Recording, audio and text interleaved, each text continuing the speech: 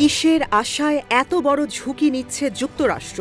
কেন মিত্র দেশগুলো থেকে ধীরে ধীরে দূরে সরে যাচ্ছে ওয়াশিংটন? সবশেষ সৌদি আরবের মতো পুরনো বন্ধুও দাঁড়িয়ে গেছে যুক্তরাষ্ট্রের বিপক্ষে।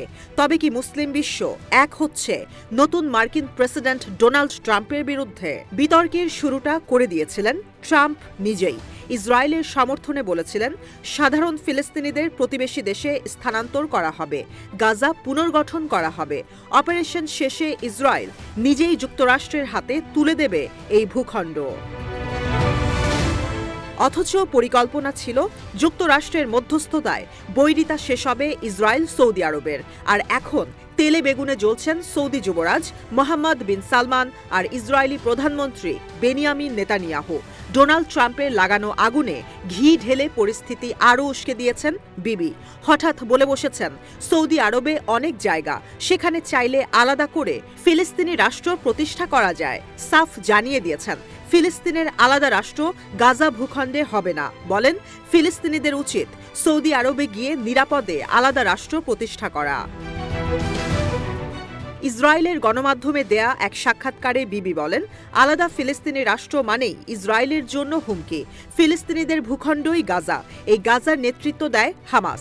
এই হামাস ইসরায়েলের নিরাপত্তার জন্য হুমকি। বিবি আরও বলেন, ইসরায়েল আর সৌদি আরবের সম্পর্ক স্বাভাবিক হওয়া কঠিন।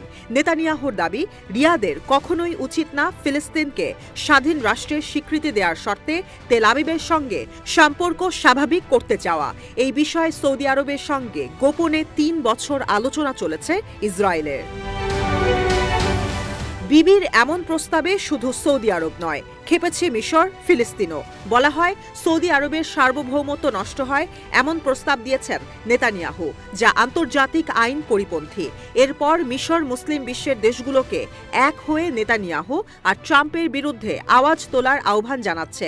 ফিলিস্তিনিদের বাস্তুচ্যুত করার এই পরিকল্পনার বিরুদ্ধে পদক্ষেপ নিতে জোট বেঁধেছে মিশর, জর্ডান, সৌদি আরব আর সংযুক্ত আরব আমিরাত। ফিলিস্তিনিদের ভূখণ্ড থেকে সরানোর যে কোনো উদ্যোগের বিরুদ্ধে দাঁড়িয়ে যাবে আরব দেশগুলো। ফিলিস্তিনিদের গাজা থেকে সরিয়ে নেয়ার পরিবর্তে আলাদা রাষ্ট্র প্রতিষ্ঠায় জোর দিচ্ছে আরব দেশগুলো।